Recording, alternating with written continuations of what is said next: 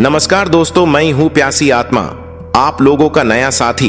मैं आप लोगों के लिए ऐसी कहानी लेके आया हूं जिसे सुनकर आपको यकीनन डर का एहसास होने वाला है। आज की जो कहानी है वो एक बस कंडक्टर की है और ये कहानी उसी बस में सफर कर रहे मेरे दोस्त विजय शर्मा ने मुझे भेजी है।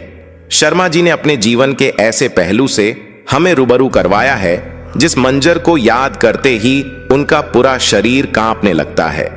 मेरी तो आपसे बस एक ही गुजारिश है कि आप इस कहानी को अंत तक जरूर सुने। अब इस कहानी को शुरू करते हैं, लेकिन उससे पहले मैं आप लोगों से एक बात बताना चाहता हूं। जितने भी लोग मेरे वीडियो को देख रहे हैं वो इस वीडियो को कहां से देख रहे हैं और अपना नाम कमेंट में जरूर बताएं। तो चलिए ज्यादा देर ना करते हुए इस कहानी को विजय शर्मा के पॉइंट ऑफ व्यू से सुनते हैं। लेकिन उससे पहले अगर आप हमारे इस चैनल पर पहली बार आए हैं तो चैनल को सब्सक्राइब कर ले, जिससे आपके और हमारे बीच के संबंध और मजबूत हो सके और हमारी आने वाली हर वीडियो आप तक आसानी से पहुंच सके। नमस्कार साथियों, मेरा नाम विजय शर्मा है। मुझे प्यार से मेरे दोस्त विजू बुलाते हैं। कभी कभी वो रात और वो मंजर याद आता है तो मेरा दिल दहल उठता है। आखिर वो क्या था? वो महज मेरा कोई ख्वाब था या हकीकत जिसे मैं आज तक भूल नहीं सका। जब कभी वो वाक्या मेरा सामने आता है तो खौफ के मारे आज भी मेरे रोंगटे खड़े हो जाते हैं। उस रात की सारी घटना मेरी आंखों के सामने एक फिल्म की भांति चलने लगती है। भयानक और अंधेरी रात, ऊपर से सुनसान इलाका, बड़ा सा उजाड़ कमरा, फिर कंडक्टर की लाश का यूं मिलना। ना जाने उस रात क्या होने वाला था, लेकिन शायद पिछले जन्म में कुछ अच्छे कर्म किए थे जो हम बच गए थे, जो उस रात हम सच में बच गए। अगर वो ना होता तो शायद हम सब भी उस कंडक्टर के साथ अपनी जान से हाथ धो बैठते। लगभग 20 साल पहले की बात है। मैंने अपने परिवार के साथ राजस्थान घूमने का कार्यक्रम बनाया। बेटा बहुत दिनों से जिद कर रहा था कि पापा मुझे राजस्थान घूमने के लिए ले चलिए। सो मैं उसकी बात मानकर उसे राजस्थान घुमाने को राजी हो गया। मैं, मेरी पत्नी सीमा और बेटा मयंक घर से राजस्थान के लिए रवाना हो गए। हमने 4 दिन में पूरा राजस्थान घूम लिया, लेकिन मेरे पास अभी 3 दिन की छुट्टी और भी बची थी। तो मैंने सोचा क्यों ना अजमेर शरीफ भी हो आते हैं। वैसे भी ऑफिस से तो कभी जल्दी छुट्टी मिलती नहीं है। 3 दिन का जो छुट्टी बचा है उसमें अजमेर शरीफ भी घूमते चलते हैं। बीबी और बच्चे भी खुश हो जाएंगे। चूंकि हमारी ये प्लानिंग अचानक हुई थी तो हमें जल्दबाजी में बस का सहारा लेना पड़ा। उस बस में और भी यात्री थे, खासकर उस बस में बुजुर्गों की संख्या ज्यादा थी। हमारी जैसी केवल एक ही फैमिली थी। बस में यात्री भी कम ही थे, क्योंकि बस भी थोड़ी खजाड़ा थी, इसीलिए शायद उसमें ज्यादा यात्री नहीं बैठे होंगे। करीब रात के 9 बजे बस अपने गंतव्य की ओर रवाना हो चली। हम तीनों अपनी अपनी सीटों पर टेक लगाकर बैठ गए। मयंक तो सो गया, लेकिन मुझे और सीमा को बीच बीच में हल्की हल्की झपकी सी आ जाती। एक तो वीरान और अनजानी जगह, ऊपर से खजाड़ा बस में मुझे अनकंफर्टेबल लग रहा था। ड्राइवर को भी शायद बहुत जल्दी थी गंतव्य तक पहुंचने की, इसीलिए वो भी बस को तेज रफ्तार में भगाए चला जा रहा था। अंदर से डर भी लग रहा था कि कहीं वो बस को ठोक ना दें, क्योंकि अंधेरा घना था। साथ में सुनसान सड़क के किनारे, जिन पर ना कोई दूर दूर तक घर दिख रहा था, और सड़क पर भी इक्का दुक्का वाहन ही दिखाई दे रहे थे। कुछ बुजुर्गों ने ड्राइवर को टोका भी कि बस की रफ्तार जरा धीमी करो। कुछ समय तक तो उसने बस को धीमी रफ्तार में चलाया, लेकिन फिर कुछ देर के बाद उसने फिर से बस की रफ्तार बढ़ा दी।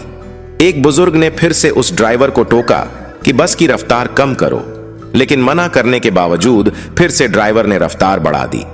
तब ड्राइवर ने जवाब दिया कि अंकल जी, जो मैं कर रहा हूं वो बिल्कुल ठीक कर रहा हूं। मैंने सुना है कि ये इलाका अच्छा नहीं है, बहुत ज्यादा खतरा है इस जगह, और हम इस इलाके को जितनी जल्दी पार करके आगे बढ़ जाएं उतना अच्छा है। ड्राइवर की बात सुनकर सबने कहा कि चलो ठीक है। बस तेज रफ्तार से आगे बढ़ ही रही थी कि तभी एक तेज आवाज के साथ बस का थोड़ा संतुलन गड़बड़ाया और बस थोड़ी दूर बढ़ी और रुक गई। अब सब सकपका गए कि अचानक ये क्या हुआ। इतना खतरनाक इलाका और बस का रुकना, किसी का भी जी डर जाएगा। सबके चेहरे पर डी डर साफ साफ दिखाई दे रहा था। ड्राइवर ने अपनी टार्च जलाई, बस के नीचे उतरा और उसने देखा कि क्या बात है, बस को आखिर क्या हुआ, वो रुकी क्यों।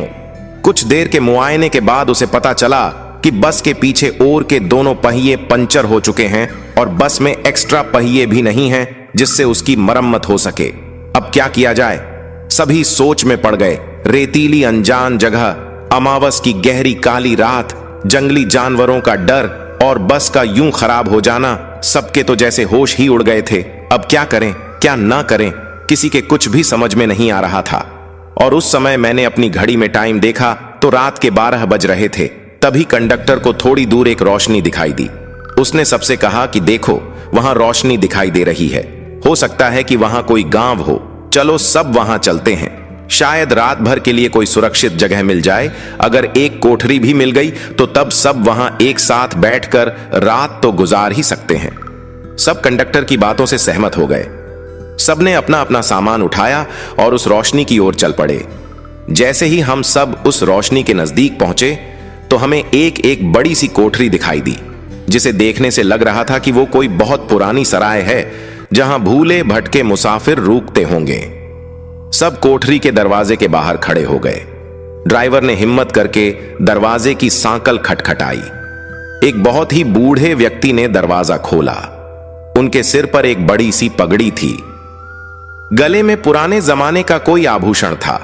कानों में भी कुंडल पहन रखे थे। कुर्ते की ऊपर उन्होंने ने एक सदरी पहन रखी थी, कमर में धोती, पैरों में पुराने जमाने की ऊंट के चमड़े की बनी मोजड़ी पहन रखी थी और हाथ में एक बड़ा सा लट्ठ ले रखा था। वो और उनका पहनावा बहुत ही अजीब लग रहा था। तभी कंडक्टर ने बड़ी हिम्मत करके कहा, ताऊसा, बस पंचर हो गई है। हम सबको रात गुजारने के लिए अगर आपकी कोठरी में थोड़ी सी जगह मिल जाती तो बड़ी मेहरबानी होती। उस कोठरी के मालिक बोले, डरने की जरूरत कोई ना है, ये सराय तो मैंने भूले भटके मुसाफिरों की मदद करने के लिए बनाई है। मैं चौधरी कुबेर सिंह और म्हारी घरवाली बन्नो ही मुसाफिरों का ख्याल रखते हैं। आप सब लोग भीतर पधारो, जो हम दोनों से बन पड़ेगा तो आपकी मदद करेंगे। कंडक्टर बोला, बहुत बहुत धन्यवाद ताऊसा, बड़ी मेहरबानी, जो इस अनजान जगह में आप हमारी मदद करने को राजी हो गए। इसमें धन्यवाद की क्या बात है, ये तो म्हारा फर्ज है। म्हारे को बहुत खुशी हुई जो आप लोग म्हारे यहां पधारे। ये रहा पानी से भरा मटका, इस बड़ी सी डलिया में पूड़ियां रखी हैं और उस बड़ी सी बटलोही में आलू की तरकारी होगी। ये रहे पत्तल और आप सब अपना खाना परोस लीजिए। महिलाएं बन्नों के पास चली जाएं और पुरुष मेरे साथ आ जाएं। जल्दी से सब खाना खा लो और जिसे बाहर का काम निपटाना हो वो निपटा आए, क्योंकि 12 बजे के बाद कोई भी बाहर नहीं निकलेगा और ना मैं किसी को बाहर निकलने दूंगा और कोई भी इसका कारण नहीं पूछेगा। सबके पास अपनी अपनी हाथ घड़ी होगी। समय के अनुसार काम करके सोने के लिए लेट जाओ। ये रहे कंबल, सब बिछा लो। हम सब ने चौधरी कुबेर सिंह की सारी हिदायतों के अनुसार काम किया और कंबल बिछाकर लेट गए। जिनके पास अपने अपने शाय नल और चादर थे वे सब ओढ़ कर लेट गए। चूंकि मेरे पास ओढ़ने वाला बड़ा कंबल था, इसलिए मैंने बेटे को अपने साथ सुला लिया और मेरी पत्नी औरतों के साथ अपना शाय नल ओढ़ कर लेट गई। चौधरी जी ने एक बार फिर सबको बाहर ना जाने की हिदायत दी और सबको सोने के लिए कहा। लगभग 12 बजे के बाद ना जाने कंडक्टर को क्या सूझी, उसे बीड़ी पीने की तलब लगी और वो बाहर जाने लगा। चौधरी जी ने उसे बहुत रोका, लेकिन वो नहीं रुका।